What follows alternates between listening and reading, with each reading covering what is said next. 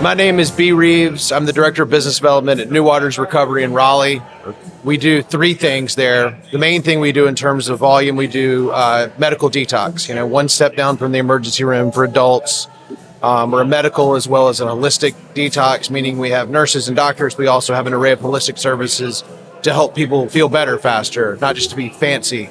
We do acupuncture, massage therapy, infrared sauna therapy, IV therapy, breath work, yoga, chef-prepared meals. We have a little gym. It's a very nice place. But literally all that stuff is material. It's all about the care. Yep. So we also, as of recently, can do a miniature, very short residential program in one-off cases where somebody needs a couple extra days. And then we also do inpatient diagnostic assessments for people who may or may not have any substance use in their lives at all. Most do, but not always.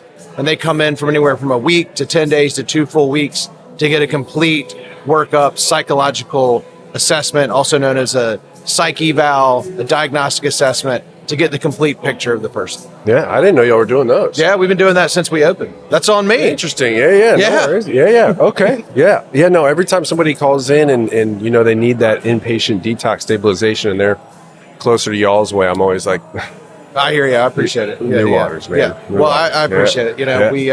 I'm very lucky to work at a great place as you are. Yeah. And I get to tell people, hey, I've been to treatment.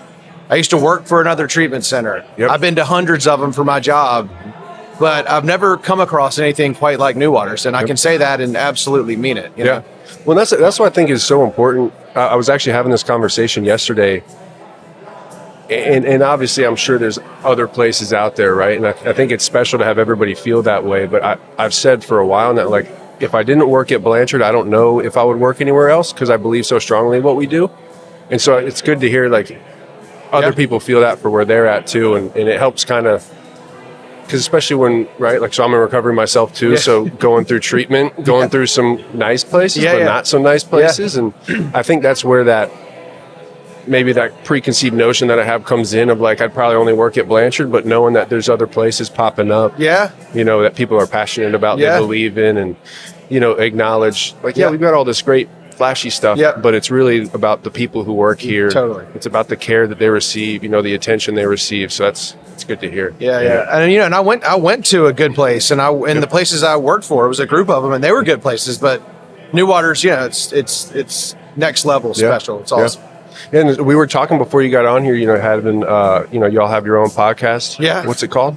Finding New Waters. Perfect. Okay. Yeah. Cool. And how long has that been going for? We've been doing that since we opened. We've been open. Really? It'll be 3 years, October 5th. Okay. And I think our first episode was probably like, a month in, but we've done, we've been open for 3 years almost. That's 150 plus weeks. We've probably done 130. Really? Yeah. Will you do like one a week or? So in a perfect world, and this is some advice you're willing to, you can take it or leave it. In a perfect world, we record 4, 1 day a month. Yep. And then we have one to release every week for the next month. Kind of build an archive. Yeah, it doesn't always work like that. But, and like I was saying, we at first, everybody came in and did it in the office, and we've been doing a lot of them virtually now just because we have, people we like to work with and know, and we're not limited to just, treatment centers and people in recovery.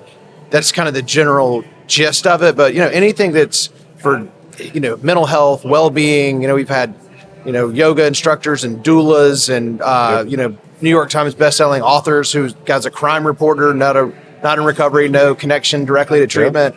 Just anything that like if it helps one person, that's all it's all about. Yeah.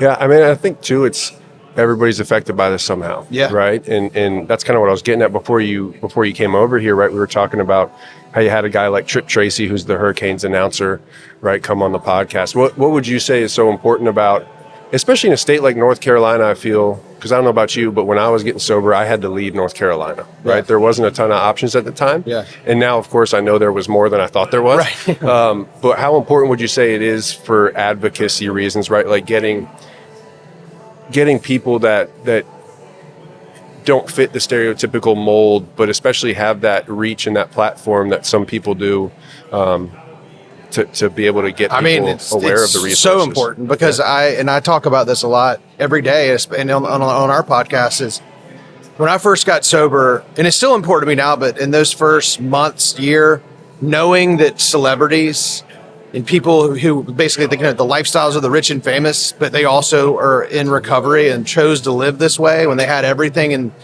that was really, really important for me. Like Robert Downey Jr., Trey Anastasio, the list goes on. But yeah, I mean, in the case of Tripp, not only is he, he's not like a huge celebrity, but in North Carolina, people know who he is, like no question about it. Yeah. And for him to be vocal about it and open about it, I mean, it's priceless. And, it's interesting, because there's the stigma. Of course. We've made amazing strides, but still, and I mean, I've been sober, clean for over 7 years. Yep. I work in treatment and I have for 5 years. My girlfriend's in recovery. Like my whole life is surrounded by recovery. But yet when I hear the word alcoholic, my mind still goes to the guy under the bridge with a paper bag. When I hear addict, I think of like the, guy in an alley, like with a trench coat. I mean, it's still there, I mean, and, not to talk about, Alcoholics Anonymous, which has helped so many people, of course, was founded by a surgeon and a stockbroker. Yep. Yet we all still have this image that like every alcoholic is some guy under a bridge. Yeah. Skid Row. I mean, and that's, so you obviously, did you ever work in admissions or did you, just, okay. Yeah. So, and even BD, right? Business development, you still kind of are that first face a lot of times, right? And so that's one of the things I talk about all the time and trying to really relate to people when they make that first call or they come in for an assessment is helping them realize, one, all types of people struggle with this, but two, it's not a punishment, right? You're not here because you're a bad person or, you don't have willpower or you don't have this or that, right?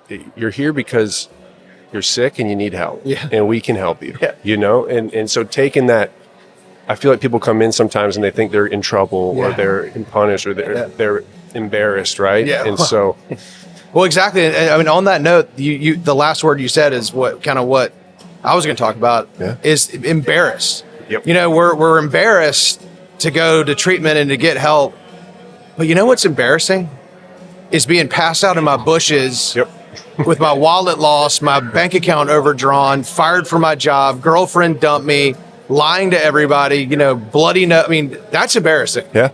But getting help is noble and a good thing. Yeah. But we're sick. We can't see that right away, But it never ceases to amaze me, that embarrassment thing. Yeah. I mean, I tell people all the time too, it's like you'd be shocked at who you meet here. Oh yeah. Not only from their social status or their economic status or who they are, like familial wise, right? But some of the most talented, most intelligent people were people, till to this day, I will still stand on that, were people that I met while I was in treatment. Oh, yeah. Yeah, as a professional since working in the field, but while I was in treatment, I mean, people would just like pick up a piano and just start go, and I'm like, wait, what? Yeah. You were doing something different than I was doing when I was using, because I wasn't playing the piano. I hear you. You know what I mean? Yeah.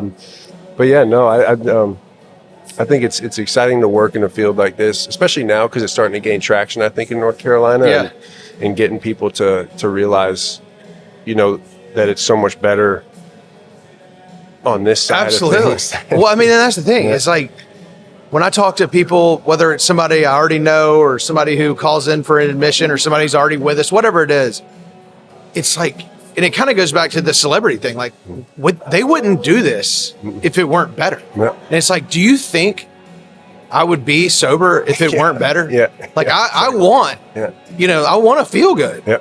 And I just don't have drugs and alcohol to make that happen anymore. So what I do have is a program of recovery. Yep. And when I take suggestions and do all the stuff that y'all told me to do, the royal y'all, you know what? Yeah. Not only do I stay out of trouble, but I feel good. Yeah. Mentally, spiritually, physically, emotionally. Yeah. It's crazy when you listen to professionals and people with experience, it actually works. Well, when I was a kid, my mom would always say, when all else fails, read the directions. Yeah. And I wouldn't do it. Yeah. And then when I remember sitting in treatment and thinking about that, I was like, okay. Yeah.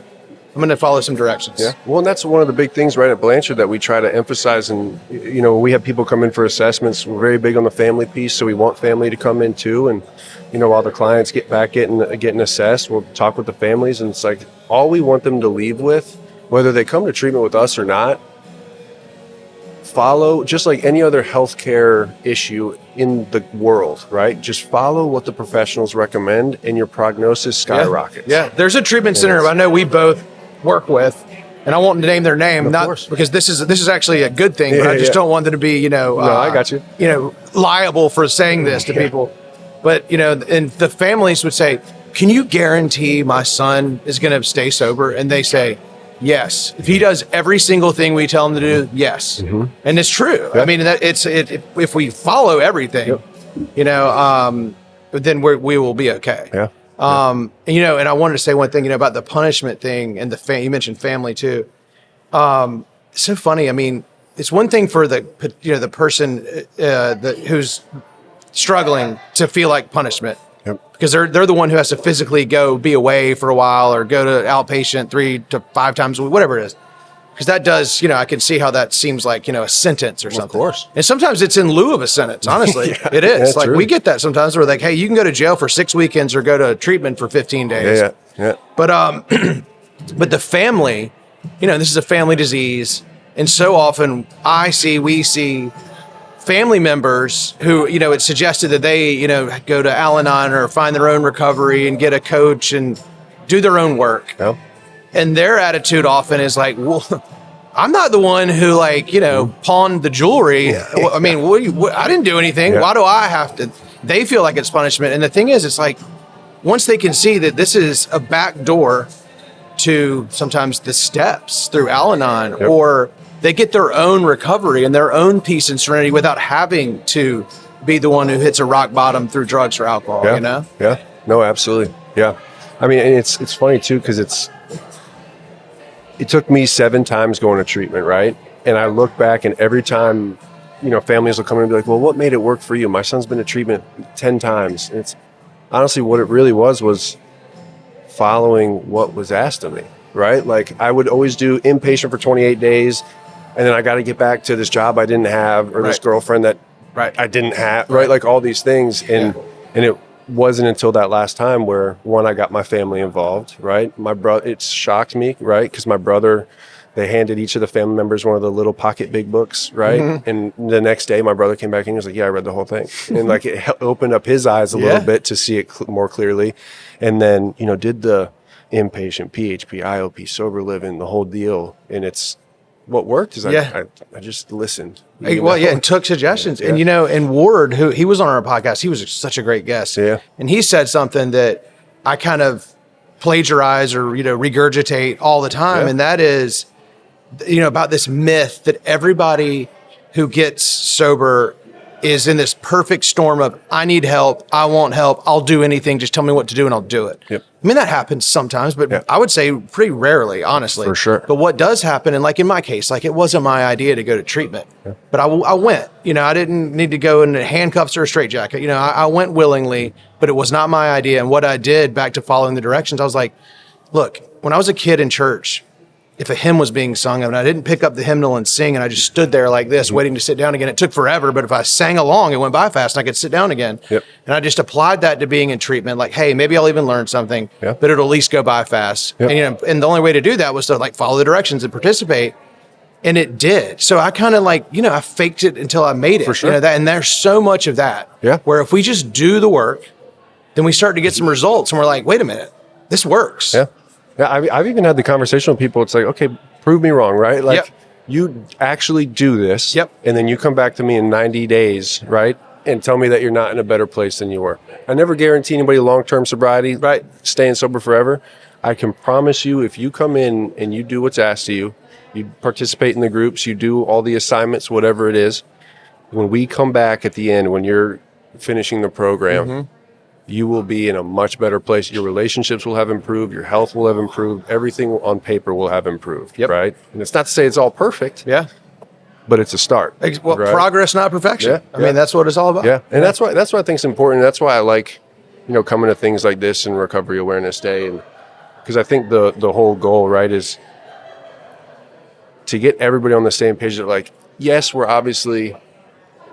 we work in the same industry, so in traditional fields, we're competitors. But in reality, we're not, right? Yeah. Like, there is so very many people collaborative spirit here in North Carolina, so for there's, sure. I mean, I've had people out of state, call in and they're like, oh, you guys do it a little differently. Yeah. Because they'll hide referrals and tuck things away. Yeah. And it's like, no, I mean, there's enough people struggling Yeah. we don't even have enough beds for them all. Exactly. You know, and Yeah. so that's what I think is so important about doing stuff like this. It's, you know, we're all in this together, and Yep. and getting everybody up and going is super important. Yeah. So, Well, yeah. thank you for doing it. And it's course. all in the name, Recovery Awareness Day. That's it.